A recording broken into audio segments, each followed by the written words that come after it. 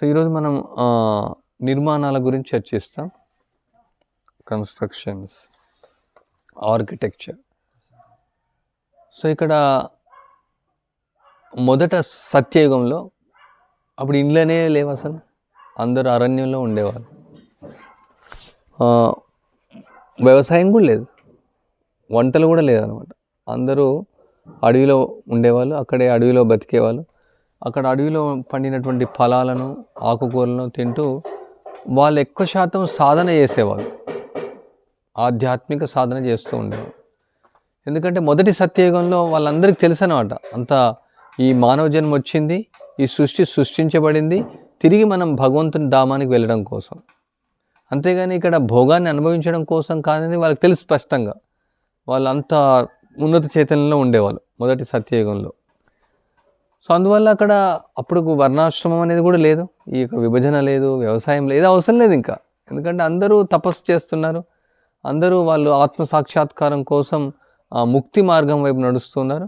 ఏ దొరుకుతుంది ఆహారం తీసుకుంటారు, ఏ గుడ్డలు దొరికితే ఆకులు కట్టుకుంటారు, గుడ్డలు కట్టుకుంటారు, ఏముంటాయి అవి ఆకులు కానీ లేదంటే చర్మం కానీ ఏదైనా కట్టుకుని ఉండి, ఆ విధంగా ఎక్కువ శాతం 24 గంటలు ఎక్కువ శాతం ఆహారం కోసం కాకుండా, ఈ తిండి కూడు గుడ్డ కోసం కాకుండా ఆలోచించేవాళ్ళు కాదు, ఓన్లీ భక్తి గురించి ఆలోచించేవాళ్ళు. తర్వాత క్రమక్రమంగా తర్వాత యుగాల్లో అంటే ప్రజల్లో ఇంకా జీవుల్లో, మనం బద్ధ జీవులం, ఈ యొక్క కోరికలు పెరిగిపోయినాయి.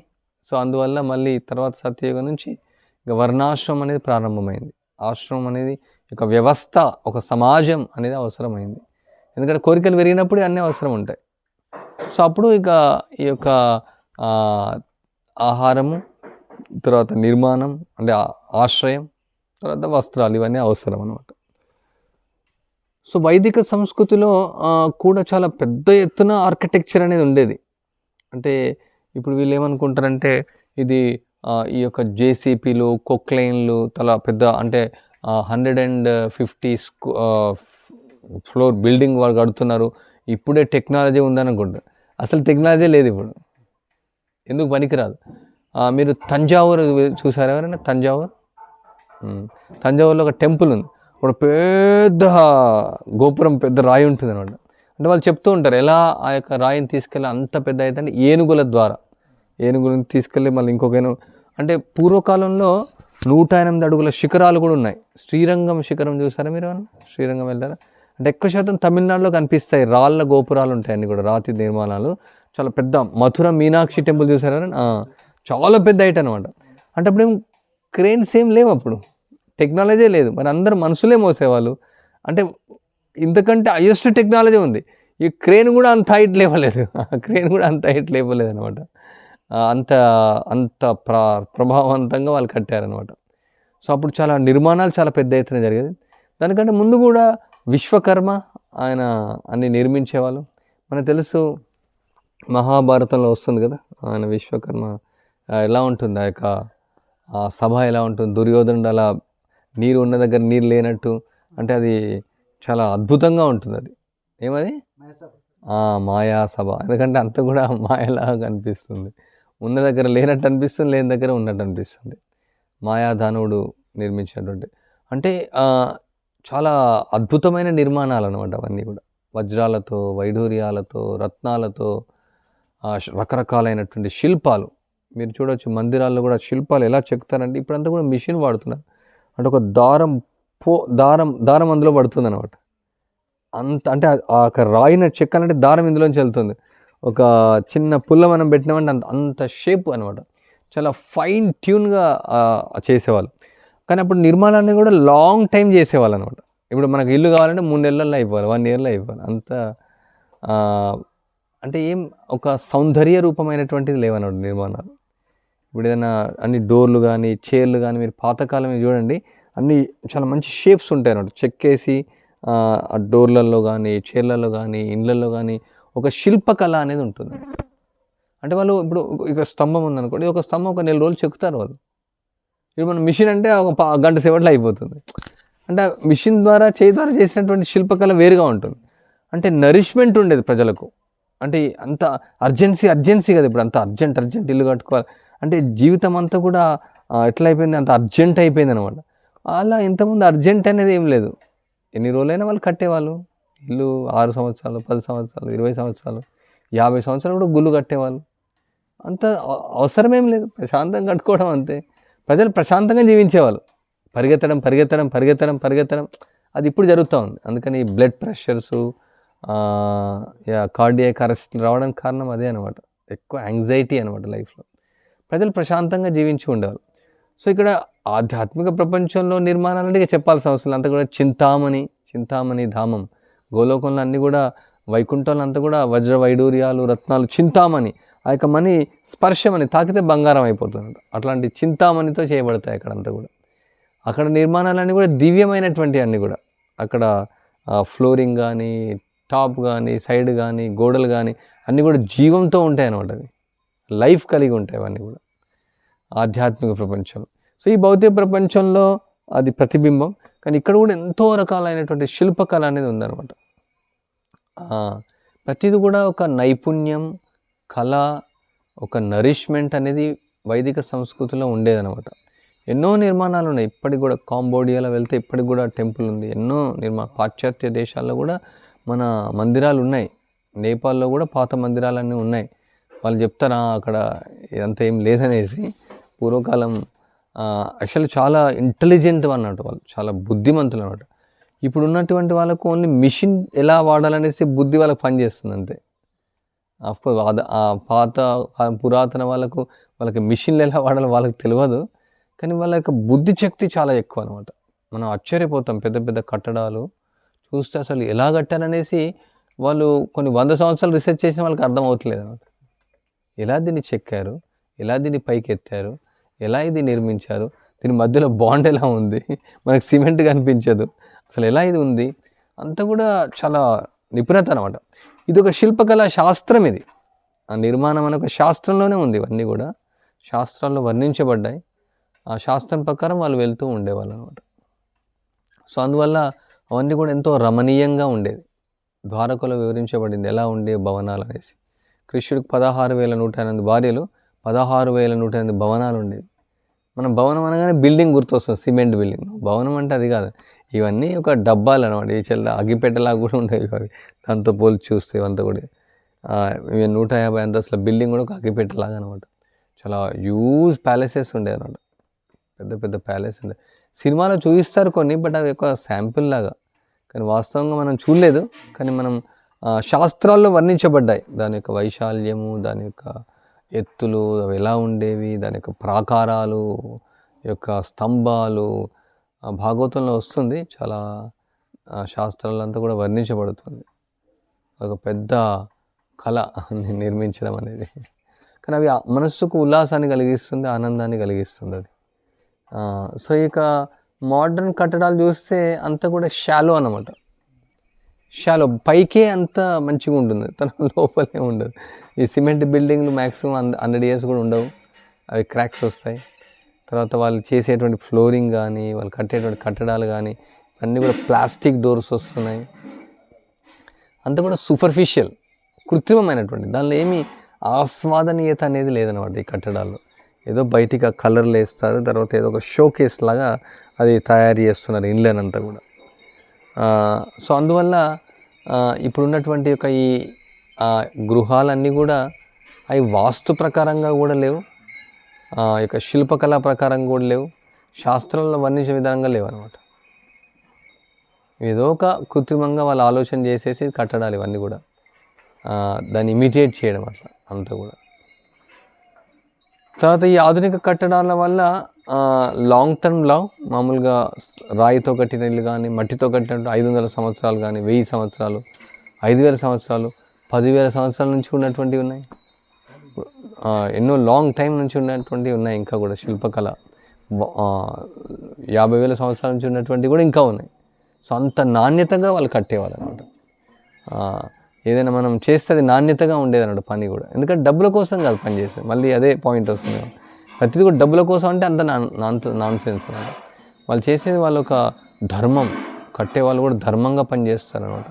ఇప్పుడు చూడండి అంతా మోసమే. వాడు డోర్లు చేసేవాడు మోసం చేస్తాడు, విండోలు చేసేవాడు మోసం చేస్తాడు, గోడలు కట్టేవాడు మోసం చేస్తాడు, ప్లంబర్ మోసం చేస్తాడు, ఎలక్ట్రీషియన్ మోసం చేస్తాడు, ఇంజనీర్ మోసం చేస్తాడు, మోసం మోసం మోసం మోసం. ఇది ఒక పెద్ద బిజినెస్ అయిపోయింది కట్టడాలని.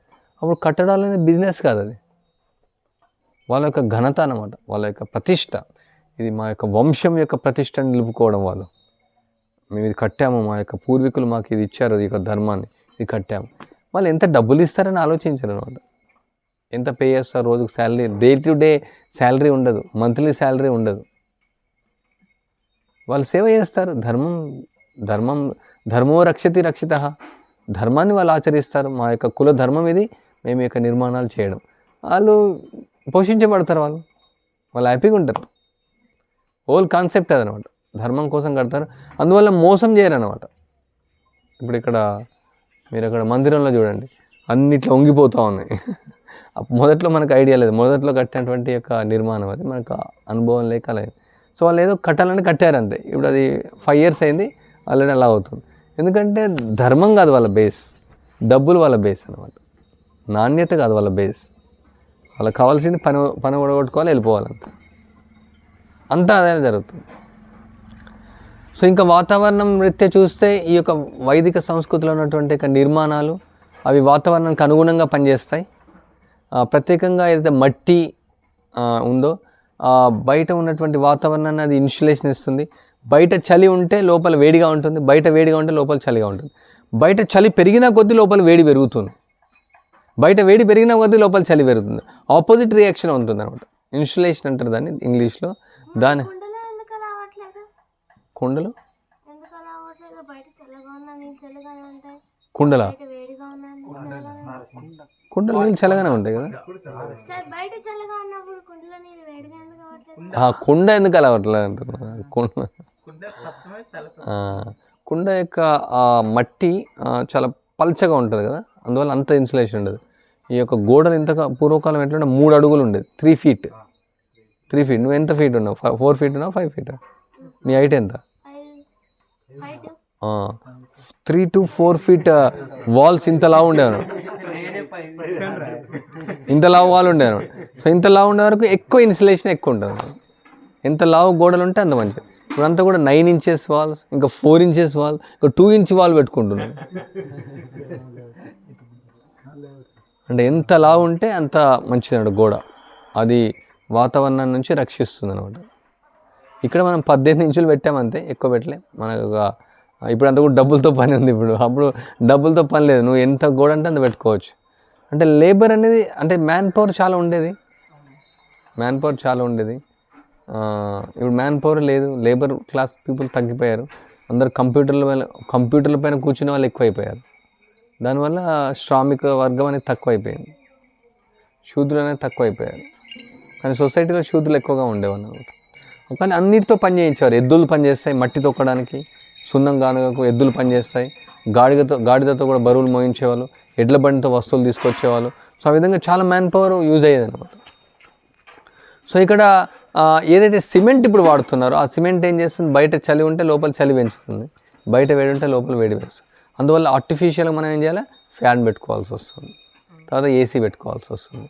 అంటే ఈ యొక్క ఏదైతే సిమెంట్ అనేది ఉందో అది మనిషి తన యొక్క అవివేకతతో, బుద్ధిహీనతో తయారు చేసినటువంటి ఒక వస్తువు. ప్రపంచంలో అన్ని ఇళ్ళు ఇప్పుడు సిమెంట్తోనే కడుతూ ఉన్నారు. కానీ సిమెంట్ వల్ల, ఆ ఫ్యాక్టరీ నుంచి వచ్చినటువంటి యొక్క పొగ వల్ల వాతావరణం కలుషితం అవుతుంది. తర్వాత దానివల్ల ఈ కట్టడాలు ఏవైతే ఉన్నాయో అవి ఆర్టిఫిషియల్, కృత్రిమంగా ఉంటాయి, లాంగ్ లైఫ్ రావు అవి. తర్వాత దానిలో ఉన్నటువంటి ఒక వాతావరణ పరిస్థితిని అది కంట్రోల్ చేయలేదు. అందువల్ల కృత్రిమంగా మనం ఫ్యాన్లు ఇవన్నీ వాడాల్సి వస్తుంది.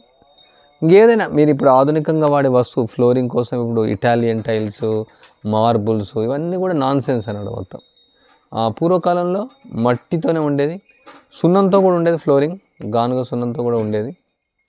ఇంకా కొన్ని అంటే రీసెంట్ కాలంలో సాబాది రాళ్ళని దొరుకుతాయి. అంటే ఈ మార్బుల్ టైప్ కాదు, అది కొంచెం పర్లేదు, ఇంత లావు ఉంటుంది అన్నమాట, ఇంత లావు ఉంటుంది. అలా కొందరు వేసుకునేవాళ్ళు, రీసెంట్ కాలంలో జరుగుతుంది. కానీ పూర్వకాలంలో ఎక్కువ శాతం మట్టి కానీ సున్నం కానీ ఫ్లోరింగ్ ఉండేది అనమాట. ఇది కూడా మంచిగా డైలీ మనం చేసుకుంటే చాలా టైల్స్ ఫ్లోరింగ్ లాగా కూడా చేసుకోవచ్చు. మీరు ఒరిస్సా వెళ్ళినారంటే వాళ్ళు మొత్తం టైల్స్ లాగానే కనిపిస్తుంది అనమాట. అది నిపుణతను బట్టి ఉంటుంది అనమాట. ఇంకా గోడలు అయితే మట్టితోనే కట్టేవాళ్ళు అందరూ. గోడలు బాగా ఆ యొక్క మట్టిని తొక్కి తర్వాత దానిలో గడ్డి, తర్వాత బూడిద, కొన్ని వస్తువులు కలుపుతారు. ఆ విధంగా చెదలు రాకుండా ఉంటుంది. ప్రత్యేకంగా అది కొన్ని రోజులు నానబెట్టడం, తర్వాత దాన్ని మళ్ళీ తొక్కించడం, ఎంత తొక్కడం ద్వారా అంత జిగుట వస్తుంది. ఆ విధంగా మట్టి ముద్దలు చేసి కట్టేవాళ్ళు. ఇక్కడ మనం మట్టి ఇటుకలు వాడాం, తక్కువ సమయంలో మనం కట్టాలనేసి. కానీ ఆ విధంగా ఆ మట్టి గోడలతో కట్టినటువంటి ఇల్లు ఒక గజం మాత్రమే మనం కట్టగలుగుతాం ఒక రోజుకు. ఆ గజం అయిన తర్వాత మళ్ళీ ఆరిన తర్వాతనే ఇంకొక గజం కట్టాలి, తర్వాత ఆరిన తర్వాతనే. కానీ మనం అర్జెంట్ ఇక్కడ జాబ్ వస్తుంది, అక్కడ జాబ్ వస్తుంది, అక్కడ ఇల్లు కొనుక్కోవడం, ఇక్కడ ఇల్లు అంటే ఈ మోడర్న్ లైఫ్ స్టైల్కి ఇది సెట్ అవ్వదన్నమాట. ఇది ఇక్కడ కూడా చాలామంది ఫ్యామిలీస్ రావడానికి సిద్ధంగా రెడీగా వెయిట్ చేశారు. సో అందువల్ల ఒక ఇల్లు సంవత్సరం మినిమం టైం తీసుకుంటుంది. మనం ఇప్పుడు 15 ఇల్లు కట్టామంటే 15 సంవత్సరాలు అవుతుంది. సో అందువల్ల మనం ఇటుక వాడాం. పూర్వకాలం కూడా ఇటుక వాడేవాళ్ళు, కానీ కాల్చిన ఇటుక కాకుండా కంప్రెస్డ్ ఉండేది ఇటుకలు. కొందరు చెప్తారు, కొందరు కాల్చిన ఇటుకలు కూడా రీసెంట్ కాలంలో వాడారు, వాడారని కొందరు అంటూ ఉంటారు. దాన్ని రీసెర్చ్ చేయాల్సినటువంటి అవసరం ఉంది, కొందరు చెప్తుంటారు అట్లా. కానీ ఎక్కువ శాతం మట్టి, గానుగ సున్నం, మోర్టర్ మాత్రం అంతే, సిమెంట్ మాత్రం 100% లేదు. ఈ యొక్క మోర్టర్ ఏదైతే ఇటుక మధ్యలో ఏదైతే ఇప్పుడు సిమెంట్ వేస్తున్నారో, సో దానివల్ల కూడా వేడి పెరుగుతుంది. సో ఇక్కడ మనం ఇటుక మధ్యలో కూడా మట్టే వాడాం, బయట కూడా మట్టే వాడాం. సో దానివల్ల మనకు తెలుస్తుంది ఆ యొక్క వాతావరణాన్ని కంట్రోల్ చేస్తున్నాయి అవి. కొందరు వ్యాక్యూమ్ కూడా పెడతారు, ఒక గోడ ఉంటుంది, మధ్యలో గ్యాప్ ఉంటుంది, తర్వాత మళ్ళీ గోడ ఉంటుంది. మామూలుగా థర్మాస్ ప్లాస్ మనం చూడొచ్చు. అట్లా చాలా రకాలైనటువంటి మెథడ్స్ ఉన్నాయి. మన వాతావరణం 10 degrees 15 degrees 20 AC లాగా కూడా చేసుకోవచ్చు ఇల్లును. మనం కట్టేటువంటి విధానాన్ని బట్టి ఉంటుంది అనమాట. పైన కూడా సున్నంతో మనం రూఫ్ వేసినామంటే చాలా చల్లగా ఉంటుంది, డంగు సున్నంతో. ఆ సున్నం వేసేటువంటి దాని యొక్క థిక్నెస్ బట్టి కూడా ఉంటుంది, కింద కూడా వేసే థిక్నెస్ బట్టి ఉంటుంది, వాల్ థిక్నెస్ బట్టి ఉంటుంది, తర్వాత మనం పెట్టేటువంటి విండో సైజుని బట్టి ఉంటుంది, ద్వారాల యొక్క సైజు ఉంటుంది, మనం కట్టేటువంటి విధానాన్ని బట్టి ఉంటుంది. ఇప్పుడు ఓవరాల్గా ఇదంతా కూడా ఒక శాస్త్రం ప్రకారం వెళ్ళాల్సింది అనమాట. ప్రత్యేకంగా ఇప్పుడు ఉన్నటువంటి అపార్ట్మెంట్స్లో వాస్తు ప్రకారం కావాలి. వాస్తు అంటే ముఖ్యంగా అంటే ఇప్పుడు చెప్తున్నారు వాస్తు, ఇప్పుడు అపార్ట్మెంట్లో ఇక్కడ టాయిలెట్ ఉండాలా, ఈ రూమ్లో బెడ్రూమ్లో ఇక్కడ అసలు టాయిలెట్ అనేది ఇంట్లో ఉండకూడదు. టాయిలెట్ ఉండడం వల్ల ఆ ఇల్లు అపవిత్రం అవుతుంది.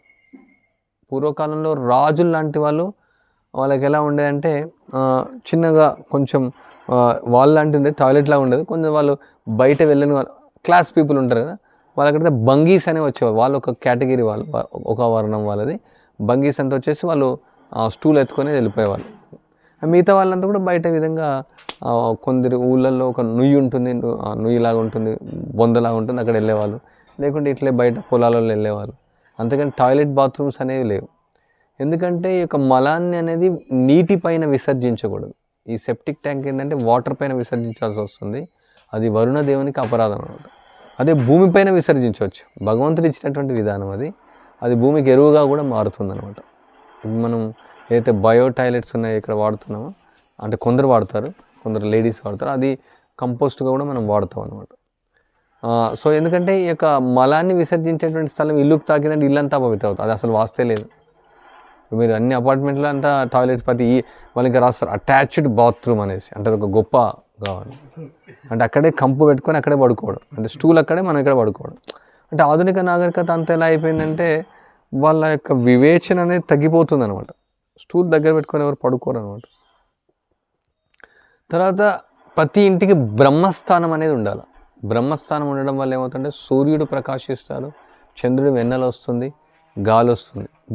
ఇదే మండువా అంటారు దీన్ని. కొన్ని ప్రాంతాల్లో కొన్ని పేర్లు ఉంటాయి. లోగిళ్ళు అని కొందరు అంటారు దీన్ని. సో ఇక్కడ మధ్యలో అది బ్రహ్మస్థానం. సో ఇంటి అంతర్భాగాల్లో స్త్రీలు ఉండేవాళ్ళు, బహిర్గత భాగాల్లో పురుషులు ఉండేవాళ్ళు. సో దీనికి 4 ద్వారాలు ఉంటాయి. ఆ విధంగా వాస్తు ప్రకారం ఏ ద్వారం, 4 ద్వారాలు ఉంటే ఏ వాస్తు దోషం ఉండదు. సో తర్వాత బ్రహ్మస్థానం అనేది ఓపెన్ ఉండాలి ఏ ఇంటికని. కానీ ఇప్పుడు మీరు చూడండి అపార్ట్మెంట్లో 24 hours లైట్లు వేసుకోవాల్సి వస్తుంది. 24 గంటలు ట్యూబ్ లైట్ ఉంటుంది. అది ఐస్ కూడా మంచిది కాదు. అది ఇంకొక క్లాస్ మనం తీసుకోవచ్చు. ఈ నియాన్ లైట్స్ వల్ల ఉన్నటువంటి సమస్య. ఇప్పుడు రకరకాల లైట్స్ అని చెప్తున్నారు, కానీ ఏవైనా కళ్ళు పాడు చేసేస్తాయి. అండ్ ఎప్పుడు లైట్తో ఉండడం, సూర్యరశ్మి లేకపోవడం వల్ల డి విటమిన్ ప్రాబ్లమ్స్ వస్తున్నాయి. అందుకని డి విటమిన్ ట్యాబ్లెట్స్ వేసుకోవాల్సిన అవసరం లేదు. సెంటర్లో ఓపెన్ ఉందనుకోండి, అది మనకు సూర్యరశ్మి సహజంగా వస్తుంది, సహజమైనటువంటి గాలి వస్తుంది. తర్వాత ఇక్కడ ప్రతి ఇంట్లో కూడా నుయ్యి ఉండేది. పూర్వకాలంలో గ్రామంలో కొన్ని నుయ్యిలు ఉండేవాళ్ళు, గ్రామంలో ఉన్న వాళ్ళు కూడా తెచ్చుకున్నారు. ప్రతి ఇంటికి కూడా కొందరికి ఉండకపోవచ్చు. ఇక్కడ మీరు చూస్తే కిట్టాలపల్లిలో చూస్తే కింది గ్రామంలో నువ్వు మార్నింగ్ అందరూ వస్తారు, మళ్ళీ సాయంత్రం అందరూ వస్తారు, వచ్చి నువ్వులోంచి అక్కడే స్నానం చేస్తారు, కొందరు ఇంటికి తీసుకెళ్తారు. అట్లా బట్టలు ఉతకడానికి ఒక నుయ్యి ఉండేది, తర్వాత స్నానం చేయడానికి ఇంకో నుయ్యి, కొన్ని నుయ్యిలు ఉండేవారు కామన్ కూడా, అలా కూడా ఉండేది. ఎందుకంటే ఇక బోర్వెల్స్ వల్ల గ్రౌండ్ వాటర్ అనేది లోపలికి వెళ్ళిపోతుంది, భూకంపాలు వస్తాయి. ఈ యొక్క నుయ్యి అనేది ఓపెన్ ఉంటుంది అనమాట. ఓపెన్ ఉండడం వల్ల సూర్యరశ్మి అందులోకి వెళ్తుంది. తర్వాత ఈ యొక్క నుయ్యిలో ఇప్పుడు ప్రత్యేకంగా ఇక్కడ కొండల నుంచి ఊటలు వస్తాయి అనమాట. ఆ ఊటల వల్ల కూడా ఎన్నో మినరల్స్, విటమిన్స్ అవన్నీ కూడా వస్తాయి వాటర్లో, స్పెషల్లీ మినరల్స్. ఎప్పుడైతే బోర్వెల్స్ ఉందో అది చీకటి అనమాట అది. సో అందువల్ల బోర్వెల్స్లో వచ్చేటువంటి వాటర్ రాంగ్. ఇంకా చెప్పాలంటే ఆ సింటెక్స్ ఏదైతే ట్యాంకులు పెడుతున్నారో దానివల్ల క్యాన్సర్ వచ్చే అవకాశం ఉంది. అది ఆ ట్యాంకులు ఎంత చెప్తుంటారు వాళ్ళు, ఇది ప్రూఫ్, అది ప్రూఫ్ అని చెప్తారు, కానీ ఏ ప్రూఫ్ లేదు, అది ఎండ ప్రూఫ్ ఏది అవ్వదు అది. ఎందుకంటే అది ప్లాస్టిక్ ఎప్పుడైతే హీట్ అవుతుందో, వాటర్తో కలుస్తుందో దానిలో బీపీఏ అని ఉంటుంది. మీకు ఆయుర్వేదం క్లాస్లో వివరిస్తారు. ఆ బీపీఏ వల్ల ఎన్నో రకాలైనటువంటి సమస్యలు, ప్రత్యేకంగా అది కార్సిజెనిక్, అది క్యాన్సర్ వస్తుంది అనమాట ట్యాంకుల వల్ల. అందుకనే ట్యాంకులు మనం వాడడం, ట్యాప్స్ ఎక్కడ లేవు, అందుకనే తోడుకోవాల్సి. దానివల్ల ఎక్సర్సైజ్ కూడా వస్తుంది. అంటే వైదిక సంస్కృతిలో అన్ని విధానాలు మనకు రోజు 2.5 గంటలు ఎక్సర్సైజ్ చేయాల్సిన అవసరం ఏం లేదు. పూర్వకాలంలో ఎక్సర్సైజ్ చేసుకుంటే, యోగాలు చేసుకుంటే ఏం లేరు, ఎందుకంటే రోజు 10 గంటలు పని ఉండేది అందరికీ. అదే అంటే ఆడవాళ్ళకు కూడా రుబ్బుతూ ఉండేవాళ్ళు, ఇసిరేవాళ్ళు, రుబ్బేవాళ్ళు, బట్టలు ఉతికేవాళ్ళు. అవును కదమ్మా, మీకు తెలుసు కదా, మీరు అప్పుడు నూరేవాళ్ళు కదా, ఉసిరేవాళ్ళు. తర్వాత రోజు తినే అన్నం దంచుకోవాలా, దంపుడు లేడీస్ అక్కడ ఉంటారు, ఒకరు పిండి రుబ్బుతారు, ఒకరు ఇది రుబ్బుతారు, ఒకరు మినుములు రుబ్బుతారు, ఒకరు పౌడర్ చేస్తారు, ఒకరు ఇల్లు అలుకుతారు.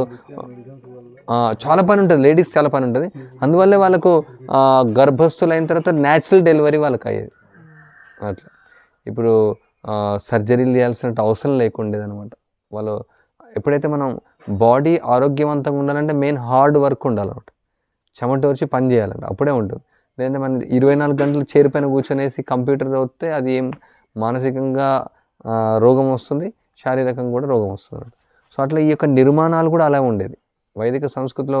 ఆ యొక్క గృహాలు కూడా ఇంత పెద్ద ఇల్లు ఉండేది అనమాట. ఇప్పుడు ఎంత చిన్న రూము, ఎందుకంటే క్లీనింగ్ చేసుకోవాలా, మెయింటైన్ చేయాలని చిన్న కట్టుకుంటున్నారు.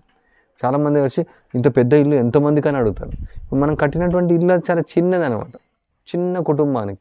పూర్వకాలంలో 10 మంది పిల్లలు ఉండేవాళ్ళు, ఇలా ఉండేది. ఇలాంటిది ఒక అంటే దీనికంటే ఇంకా పెద్దగా ఉండేది, ఇలా ఉండేది. తర్వాత పేరడ్ ఉండేది, పేరడ్ అంటే ఖాళీ స్థలం ఉండేది, కూరగాయలు పండించుకుంటారు అందరూ, చాలా ఖాళీ స్థలం ఉంటుంది. ఇల్లు అంటే ఒక ఎకరంలో, హాఫ్ ఎకర్లో అట్లా ఉండేది. అట్లా ఇప్పుడు కూడా మీరు కేరళ వెళ్ళి చూడండి, హాఫ్ ఎకర్ ల్యాండ్లో ఇల్లు ఎట్లుండే, ఇక్కడ ఒక ఇల్లు, మళ్ళీ అక్కడో ఇల్లు ఉంటుంది, మళ్ళీ అక్కడో ఇల్లు ఉంటుంది. అంటే ఇప్పుడు ఈ అపార్ట్మెంట్ వస్తుంది, ఈ అపార్ట్మెంట్కి ఇలా ఉంటుంది, దీనిలోంచి గాలి దీనిలోకి వెళ్ళదు, దానిలోంచి గాలి దీనిలోకి వెళ్ళదు, అన్నీ కూలిపోయినంటే కూడా దాకా అన్నీ పడిపోతాయి అనమాట. అవన్నీ ఆకాశ సౌదాలనే వాళ్ళు పేరు పెట్టుకుంటున్నారు, కానీ వేస్ట్ అనమాట. ఈ అపార్ట్మెంట్ కల్చర్ నాన్ సెన్స్ అనమాట. అందులో ఒక డబ్బాలో వేసినట్టే. మన ప్రభుత్వాలు చెప్తారు పీజన్ హోల్స్ అని చెప్తారు. ఇప్పుడు మీరు బాంబే వెళ్ళి ఉంటారు, అక్కడ స్లమ్స్ ఉంటాయి, జస్ట్ హారబుల్ అనమాట. అంటే ఎందులో ఆ డబ్బాలో వేసి ఇరికిచ్చినట్టు అనమాట. కానీ దానిలో వాళ్ళు ఉన్న దానిలో టైల్స్ వేసుకునేసి, టాయిలెట్లో ఏసీ పెట్టుకునేసి, మంచి డెకరేషన్ చేసుకునేసి దానిలో ఆనందపడతారు అనమాట. మామూలుగా కొన్ని జంతువులు ఉంటాయి, దాన్ని ఏదో చేసుకుంటాయి అన్నమాట. సో ఆ విధంగా వైదిక సంస్కృతిలో ఉన్నటువంటి గృహాలు విశాలంగా ఉండేవి, చాలా విశాలంగా. ఇప్పుడు ఇక్కడ మనం ఇంకొక అపార్ట్మెంట్ కట్టినాం అనుకోండి, గాలి ఇలా రాదు. ఇప్పుడు మీకు గాలి వస్తుంది, గమనిస్తున్నారా? ఎందుకు గాలి వస్తుంది? ఖాళీ ప్రదేశం ఉంది కాబట్టి. సో అట్లా పూర్వకాలం ఏంటంటే నగరాలు అనేవి లేవు. నగరాలంటే ద్వారక, హస్తినాపురం ఉండేది, అక్కడ రాజులు ఉండేవాళ్ళు, మంత్రులు ఉండే, అది మెయిన్ పరిపాలన కోసం. అక్కడ ప్రజలు ఉండేది తక్కువ, కానీ గ్రామాలు ఉండేవన్నమాట. ఒక గ్రామంలో ఎంతమంది ఉంటారు? 100 కుటుంబాలు, 50 కుటుంబాలు. అక్కడ గ్రౌండ్ వాటర్ కూడా తగ్గదు దానివల్ల. తర్వాత గాలి కూడా ఉంటుంది, ఎక్కువ ఇంట్లో అవసరం ఉండదు. కానీ ఇప్పుడు ఎంతమంది ఉన్నారు? ఇప్పుడు ఉదాహరణకు హైదరాబాద్ తీసుకోండి, ఎంత జనాభా అక్కడ? 1,20,00,000, 1,40,00,000 మంది ఒకే దగ్గర నివసించడం ఎలా ప్రాక్టికల్ అవుతుంది? అప్పుడు అపార్ట్మెంట్ కట్టాల్సి వస్తుంది. అదే అంటే పూర్వకాలం కూడా ఉండేది, 2 అంతస్తుల బిల్డింగ్ ఉండేది, 3 అంతస్తుల బిల్డింగ్ అట్లా.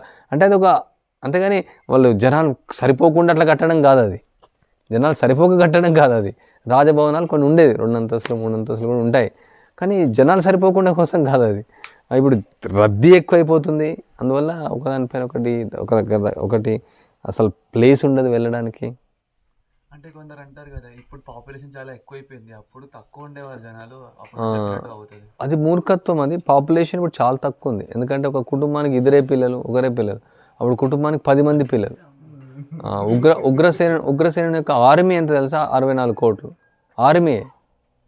ఉగ్రసేన మహారాజు ఆర్మీ 64 కోట్లు. ఈ మహాభారత సంగ్రామంలో 64 కోట్ల మంది వచ్చారు అక్కడ, జస్ట్ యుద్ధానికి వచ్చిన వాళ్ళు సైనికులే 64 మంది. అంటే ఇప్పుడు చూడండి, ఒక నందమహారాజ్ 9 లక్షల ఆవులు ఉన్నాయి, ఒక మనిషికి 9 లక్షల ఆవులు అంటే ఎంతమంది మనుషులు ఉండాలి? 1,00,000 ఆవులు, 1,50,000 ఆవులు, 2 లక్షల ఆవులు, మిగతా వాళ్ళకు కూడా 3 లక్షల ఆవులు. లక్ష అంటే అర్థమవుతుంది అంటే ఎంత జనాభా ఉండేది? ఇంతకంటే కొన్ని వందల రెట్ల జనాభా ఎక్కువ ఉండేది. ఇది బూటకం అన్నమాట. భగవంతుడు అంత స్థలాన్ని ఇచ్చాడు, ఎంత ల్యాండ్ వేకెంట్గా ఉంది చెప్పండి. అన్ని హైవేలు వేసేసి ఇండస్ట్రీస్ పెట్టేసి పాడు చేశారు ల్యాండ్. ఈ యొక్క భూమాత భూమి ఎంతైనా మనకు ఆహారం ఇస్తుంది. అది మనం వ్యవసాయం గురించి మాట్లాడదాం. సో ముఖ్యంగా ఇప్పుడు ఈ నిర్మాణాల్లో మనం నేర్చుకోవాల్సింది ఏంటంటే, ప్రకృతి ద్వారా వచ్చినటువంటి వస్తువులను మాత్రమే మనం వాడాలి. ఏదైనా రాయి, మట్టి, కలప, ఏదైనా. ఎందుకంటే ఎప్పుడైతే ఆర్టిఫిషియల్గా మనం తయారు చేస్తామో, ఈవెన్ మనం పెయింటింగ్ కూడా న్యాచురల్ పెయింట్సే వస్తాయి, మన పెయింటింగ్ కూడా వాడాల్సిన అవసరం లేదు. ఏది కూడా కెమికల్ బేస్ అవసరం లేదు, రసాయనాలతో తయారు చేసిన అవసరం లేదు, ఇండస్ట్రీలో తయారు చేసిన అవసరం లేదు, న్యాచురల్గా మనం కట్టుకోవచ్చు. సో దీనిలో ఎన్నో రకాల గృహాలు ఉన్నాయి, ప్రత్యేకంగా 16 రకాలైనటువంటి ఇండ్లు ఉన్నాయి. ఇప్పుడు ఇది మండువ, ఇంకోటి అక్కడ మనం యూ షేప్ హౌస్ కట్టాం, దాన్ని మౌలికా గృహం అంటారు దాన్ని. సో అట్లా ఒక్కొక్క గృహానికి ఒక పేరు ఉంది. వాస్తు ప్రకారంలో, వాస్తు శాస్త్రంలో ఇవ్వబడ్డాయి 16 రకాలైన ఇండ్లు మనం కట్టవచ్చు. అట్లా దానికి ఎక్కడ ద్వారం, ఎక్కడ ఏమి ఉండాలని ఆ నిర్మాణాలు ఉన్నాయన్నమాట. సో ఇంకా కన్స్ట్రక్షన్ మనం సింపుల్గా చెప్పాలంటే, ఇక్కడ కూర్మగ్రామం జరిగిన కన్స్ట్రక్షన్ గురించి చెప్పాలంటే, ఇక్కడ చాలా సింప్లిఫై చేసాం మనం కన్స్ట్రక్షన్. ఎందుకంటే మనకు ఉన్నటువంటి ఫండ్స్ కూడా అవసరం. ఇక్కడ ఫౌండేషన్ నుంచి వస్తే, ఇక్కడ ఫౌండేషన్లో ఇక్కడ ఈవెన్ బయట వేరే విలేజెస్ కూడా అలా వేస్తారు. మనం తవ్విన తర్వాత యాక్చువల్లీ ఎక్కువ ఫౌండేషన్ అవసరం ఉండదు. 10 అడుగులు 15 అడుగులు తీస్తారు, 2.5 అడుగులు మ్యాక్సిమం 3 అడుగులకు ఎక్కువ అవసరం ఉండదు. ఎందుకంటే అన్ని అంతస్తులు ఏం అవసరం ఉండదు. తీసిన తర్వాత దానిలో అన్ని రాళ్ళు వేస్తారు, ఈ కొండలో దొరికినటువంటి రాళ్ళు, ఇక్కడ మనం కొనుక్కొని రాలేదు, ట్రావెలింగ్ ఛార్జ్ కొంచెం అవుతుంది. దాన్ని వేసిన తర్వాత ఇక్కడ బుస్కా అని దొరుకుతుంది వంశీధార దగ్గర. ఇసుక బుసుక 2 ఉంటాయి. ఇసుకలో కొంచెం మట్టి శాతం ఏమి ఉండదు, బుసుకలో కొంచెం మట్టి శాతం ఉంటుంది అనమాట. సో దాన్ని అన్ని రాళ్ళు వేసేస్తారు, బుసుక వేసేస్తారు, జస్ట్ వాటర్ వేసేస్తారు. ఇప్పుడు మనం కట్టినటువంటి 15 ఇండ్లు ఇది అన్నీ కూడా దాంతోనే అంటే కింద మనం సిమెంట్ వాళ్ళే కింద. చాలామంది అడుగుతాం, మరి మీరు ఫౌండేషన్లో సిమెంట్ వేసారు, అస్సలు లేదు. సిమెంట్ వేస్తేనే క్రాక్స్ వస్తాయి, అది సెట్ అవ్వదు అనమాట. ఆ బుసుక స్పెషల్గా ఏంటంటే ఆ రాళ్ళ మధ్యలో ఏమన్నా కూడా అది సెట్ అయిపోతుంది అనమాట, ఏమవ్వదు. Pen paper. సో ఇక్కడ పెద్ద పెద్ద గుళ్ళు దొరికినాయి మన కొండల్లో. ఆ గుళ్ళు తీసుకొచ్చేయడం, తర్వాత ఆ బుసుక మనం అందులో వేసేసాం. ఆ తర్వాత పైన కూడా మనం మామూలు రాళ్ళు కట్టడం, ఆ రాళ్ళ మధ్యలో కూడా మనం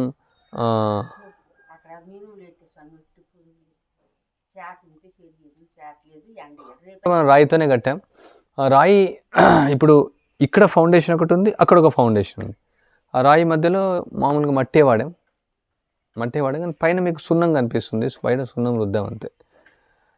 రాయి మధ్యలో సిమెంట్ సెట్ అవ్వదు, యాక్చువల్గా సిమెంట్ పెట్టకూడదు కానీ అలా చేస్తున్నారు, కానీ సున్నం సెట్ అవుతుంది రాయి మధ్యలో. ఇప్పుడు ఈవెన్ యాదగిరిగుట్ట టెంపుల్ మీద చూడొచ్చు, అక్కడ అంత రాయి కట్టడాలు మధ్యలో సున్నం పెట్టారు, గానుగ సున్నం, దానికి మ్యాచ్ అవుతుంది, కానీ సిమెంట్ అనేది సెట్ అవ్వదు. ఆ తర్వాత ఇంకా మనం మట్టి గోడలు కట్టుకోవచ్చు, మట్టి బ్లాక్స్. అంటే ఇప్పుడు చాలా మెథడ్స్ వచ్చినాయి. కొన్ని న్యాచురల్ కన్స్ట్రక్షన్స్ అనే కంపెనీస్ కొందరు స్టార్ట్ చేసేది, వాళ్ళు గైడెన్స్ ఇస్తుంటారు. బెంగళూరులో ఒకటి ఉంది, వైజాగ్లో ఒకటి ఉంది, హైదరాబాద్ చాలా ఉన్నాయి. వాళ్ళు ర్యామిడ్ ఎర్త్ లాగా కూడా తయారు చేస్తున్నారు. అంటే ర్యామిడ్ ఎర్త్ అంటే అదేదో పెద్ద ఏం కాదు, అంటే దాన్ని కంప్రెస్ చేయడం మడ్డును, ఇక్కడ ఒకటి బ్లాక్ పెట్టి ఇక్కడ బ్లాక్ పెట్టి వాళ్ళు మడ్డు పెడతారు, సో అది గట్టిగా అయిపోతుంది. తర్వాత ఆర్చింగ్ సిస్టమ్, ఇవన్నీ పురాతన కాలంలో ఉన్నటువంటివి వీళ్ళు నేర్పిస్తున్నారు అంతే. అది కానీ సింపుల్గా ఏంటంటే మనం ఇటుకలు మనం మామూలుగా వేసుకోవచ్చు కూడా చిన్న ఇప్పుడు వాళ్ళ డబ్బా ఉంటుంది దానిలో మట్టి వేసాం కూడా ఆ ఇటుకలు చేసుకొని కూడా ఇటుకల ద్వారా కూడా కట్టుకోవచ్చు.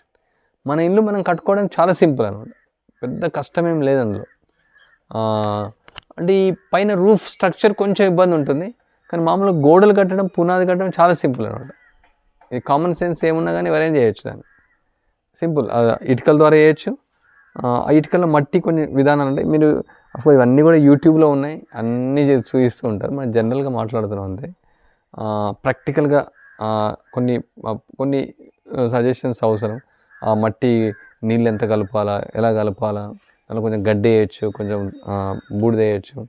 సో ఇటుకల ద్వారా కూడా ఇటుక మధ్యలో మట్టి వేయడం అని కట్టుకుంటూ వెళ్ళడం, లేకుంటే మట్టి బాగా తొక్కేసి మట్టి ముద్దలులా కూడా పెట్టుకొని వెళ్ళడం. అండ్ గోడలు కట్టిన తర్వాత ఇంకా పైన రూఫ్ ఒకటి ఉంటుంది.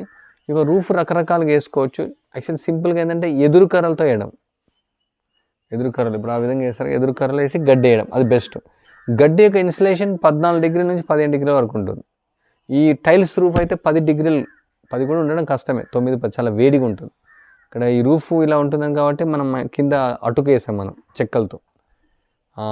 టైల్స్ కొంచెం హీట్ అవుతుంది. అంటే ఇవి వచ్చేసి ఇది మ్యాంగ్లూర్ టైల్స్, ఇవి లేటెస్ట్వి యాక్చువల్, ఇవి మోడర్న్వి. కానీ పూర్వకాలంలో ఉన్నటువంటి టైల్స్ ఈ విధంగా ఉంటాయి, మట్టితో చేసినటువంటి. కానీ అవి చేసేవాళ్ళు ఇంకా దొరుకుతలేరు. మనం చేయాలంటే కొంచెం టైం చాలా పడుతుంది.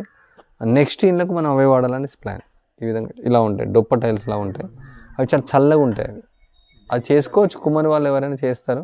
కానీ ప్రస్తుత పరిస్థితుల్లో ఎవరు చేస్తున్నారు? అందరూ నగరాలకు వెళ్ళడం, అక్కడ సెక్యూరిటీగా ఉండడము, లేకుంటే టాయిలెట్లు క్లీన్ చేయడము, లేకుంటే రకరకాల పని, రిక్షా నడపడము, ఆటో నడపడము, రోడ్లు ఊడవడము, ఇక్కడ ఇవన్నీ వృత్తులు చేసిన వాళ్ళందరూ కూడా అక్కడికి వెళ్ళిపోయారు. సో అందరూ తిరిగి తీసుకొని రావాలి మనం. సో ఆ పెంకులు వేయచ్చు. ఆ పెంకులు అయితే ఏమవుతుందంటే దీనికి ఒక పెండలం అంటారు, ఇవన్నీ కూడా చెక్కేస్తారు. దాన్ని చెక్కేసుకోవచ్చు, లేకుంటే రీపర్స్ వేసేసి దానిపైన ఇంతలా మట్టి వేస్తారు. ఆ మట్టి పైన కూర్చుండి పెడతారు, అప్పుడు చాలా కూల్ ఉంటుంది రూఫ్ అనేది. లేకుంటే డైరెక్ట్ కూడా కొందరు వేస్తారు, మట్టి వేయకుండా కూడా డైరెక్ట్ పెడతారు. ఇది కూడా మనం మట్టి వేసి కూడా వేయచ్చు, చెక్కేసి మట్టి కూడా వేయచ్చు. అందుకని ఈ కన్స్ట్రక్షన్ మనం చాలా సింప్లిఫై చేసాం మనకు ఉన్నటువంటి ఆర్థిక పరిస్థితిని బట్టి కూడా. ఈ టైల్స్ కూడా చాలా వరకు మనం బయట పాతకాలంలో ఏం చేస్తున్నారు, అందరూ ఏం చేస్తుంటారు, టైల్స్ వాళ్ళ పాత ఇల్లు తీసేసేసి అందరు సిమెంట్ ఇల్లు కట్టుకుంటారు. ఆ టైల్స్ అని మనం తీసుకొచ్చి కడిగేసి పెయింట్ వేసి వాడాం చాలా వరకు. పెయింట్ అంటే జాజు వేసేసి మనం వాడాం. అక్కడ 9 ఇళ్ళు ఉన్నాయి కదా, అవన్నీ కూడా మనకు ఫ్రీగా వచ్చినటువంటి పెంకలు అవి. ఇవి కొన్ని కొనాల్సి వచ్చిన తర్వాత సైజులు దొరకకపోవడం వల్ల అలా కూడా చేసుకోవచ్చు అనమాట. ఇప్పుడు ఈ స్ట్రక్చర్ మీరు చూడండి, 4 పక్కలు ఉంటుంది. దీన్ని మూలవాసం అంటారు దీన్ని. అంటే ఈ మూలవాసం వేయడమే ఒక కష్టంగా ఉంటుంది, కానీ మిగతా అంతా కూడా చాలా ఈజీ. మీరు ఆ గోడకు ఈ గోడకు దూలం అంటారు దీన్ని, అదొక దూలం వేస్తారు. సో ఆ దూలం దగ్గర అది గురుజు కట్టడం అంటారు. మీ దాంట్లో ఎవరైనా కార్పెంటర్ ఉన్నారా? లేరని కూడా ఐడియా ఉన్నా. సో సింపుల్, ఒక హోల్ వేస్తారు, హోల్ పెట్టేసి కర్ర పెడతారు. సో ఈ 2 గుజ్జుల పైన తర్వాత మళ్ళీ ఇంకొక గుజ్జు వస్తుంది, ఆ గుజ్జు పైన సెంటర్ పిల్లర్ వస్తుంది. అది ఇప్పుడు మనం వెళ్తాం అక్కడ ఇంటి దగ్గర, మీకు ఈజీగా అర్థం కావడానికి మీకు చూపిస్తాం అక్కడ. ఆ మెయిన్ ఏంటంటే ఏదైతే ఈ మూలవాసం, ఈ 4 మూలలు కలపడం కొంచెం ఇబ్బందిగా ఉంటుంది. ఒకసారి ఈ మూలవాసం ఉందనుకోండి, ఇదంతా కూడా మన వాళ్ళు నేర్చుకున్నారు. ఇక్కడ ఒక 4-5 ఇట్లా రూఫ్స్ వేయగలుగుతారు, వాళ్ళు చేశారు కూడా పని. అక్కడ ఒక 3 ఇళ్ళ వరకు మన వాళ్ళు కట్టాయి, లేబర్ లేకుండా కూడా కట్టినాయి. తర్వాత ఇంకా వాసాలు వేయడం, తర్వాత ఈ రీపర్ కొట్టడం, తర్వాత పెంకలు పెట్టేయడం, చాలా సింపుల్. చాలామంది అడుగుతుంటారు, మీ యొక్క ఆర్కిటెక్చర్ ఎవరు, డిజైన్ చేసింది ఎవరు, ఇంజనీర్ ఎవరు లేరు, అంతా మేమే చేసాం, దీనికి ఏం డిజైనరు ఆర్కిటెక్చర్. ఇది చాలా సింపుల్. అంటే ఇంకా మంచిగా మనం ప్లాన్ చేయాలంటే అవసరమేమో ఆర్కిటెక్చరు, కానీ మనం ఇది చాలా సింపుల్గా చేస్తాం ఇలాంటివి. ఇంకా సింపుల్ ఇల్లు చేయాలంటే కూడా మనం సింపుల్గా ఏంటంటే గుడిసె బెస్ట్. గుడిసెలు కట్టుకుంటే చల్లగా ఉంటుంది, మధ్యలో రాట్లు వేయడం, ఇది సైడ్కునే పంచరాట్లు అంటారు. అక్కడ నుంచి ఇక్కడ ఎదురు కర్రలు వస్తాయి, దానిపైన గడ్డి నేయడం. మీరు రోజు చూస్తున్నారు గడ్డి నేయడం, అది మనం నేర్చుకోవచ్చు. అది ఒక ఇల్లుకు గడ్డి మన వాళ్ళే నేసారు, భక్తులు నేసారు. మనకు చాలా పనులు ఉన్నాయి కాబట్టి మనం లేబర్ వాడుతున్నాం, బట్ అవసరం లేదు, మనం నేర్చుకోవచ్చు గడ్డి. చాలా సింపుల్, ఎవరికైనా వస్తుంది. ఓళ్ళు ఉంచితే ఏ పనైనా చేయొచ్చు. సింపుల్ భాషలో చెప్పాలంటే. లేదు నేను చైర్ పైన కూర్చుంటాను, టీవీ చూస్తాను, సెల్ ఫోన్లో ఉంటాను, మిగతా అంత లేబర్ అంటే మళ్ళీ ఇదే సమస్య అవుతున్నమాట. అందుకని అన్ని పనులు మనం చేయడం నేర్చుకోవాలి. అన్ని పనులు మనం చేయడం నేర్చుకుంటే హ్యాపీగా ఉంటుంది లైఫ్. పూర్వకాలంలో అలానే ఉండేది, అన్నీ నేర్చుకోవడం. ప్రతి ఒక్కరికి అన్ని పనులు వస్తుంటాయి ఎంతో కొంత. ప్రతి చిన్న విషయానికి మనం ఆన్లైన్లో ఆర్డర్ చేయాల్సిన అవసరం లేదు. ప్లంబర్ కోసం, దీనికోసం, దానికోసం వాళ్ళు రావడం, బిల్ ఇవ్వడం, అదంతా చిన్న చిన్న విషయం. ఒక పైప్ పగిలిపోయింది అనుకోండి, ఒక చిన్న సొల్యూషన్ పెడితే అయిపోతుంది అంతే. గమ్ పెడితే అయిపోతుంది, ఇంత సింపుల్ అనమాట. ఈ కర్ర అంతా ఏమని అడుగుతారు, ఇది మద్ది కర్ర. ఆ కర్రలో చాలా రకాలు ఉంటాయి. పైది తాటి కర్ర. ఈ తాటి కర్ర కొంచెం చీప్ మనకు, అంటే పూర్వకాలంలో చాలా తాటి చెట్లు ఉండేది, కానీ ఇక్కడ గాలుల వల్ల చాలా పోయినాయి కాబట్టి కొంచెం దూరం నుంచి తేవాల్సి వచ్చింది. దీనిలో షావా అని దొరుకుతున్నాడు, అంటే మంచి షావలు ఉంటాయి అనమాట. ఆ షావ పోర్షనే ఇంపార్టెంట్ అనమాట. ఎంత షావ మనకు ఉంటుందో అంత లాంగ్ లైఫ్ వస్తుంది. అది దానిలో సాఫ్ట్ పోర్షన్ ఎక్కువగా ఉంటే మనకు లాంగ్ లైఫ్ రాదనమాట, అందువల్ల బెండ్ అయిపోతుంది అనమాట. తర్వాత మద్ది కర్ర కూడా దానిలో రకరకాలు ఉంటుంది. ముదురు కర్ర ఉండాలి. ఏదైనా చెట్లు ఏంటంటే 100 సంవత్సరాలు 150 సంవత్సరాలు చెట్లు కొట్టాలి. ఇప్పుడు చెట్లే లేవు కాబట్టి 10 సంవత్సరాలకే చెట్టు కొట్టేస్తున్నాం. అంత లేత కర్ర రావడం వల్ల దానికి చెదలు పట్టడం, అది బెండ్ అవ్వడం, తర్వాత రకరకాలైనటువంటి సమస్యలు వస్తాయి అనమాట. ఏదైనా ముదురు కర్ర ఉండాలన్నమాట. తాటి చెట్లు కనీసం 100 years పైన ఉన్నవే ఉండాలి. తర్వాత ఇది ఇప్ప కర్ర కూడా ఇందులో ఉంది. ఇంకా ఇది టేక్ కర్ర, కొంచెం ఏగీస్ కర్ర, తర్వాత ఎక్కీస్ కర్ర, రకరకాల ఏ ఏరియాను బట్టి అవన్నీ ఉంటాయి.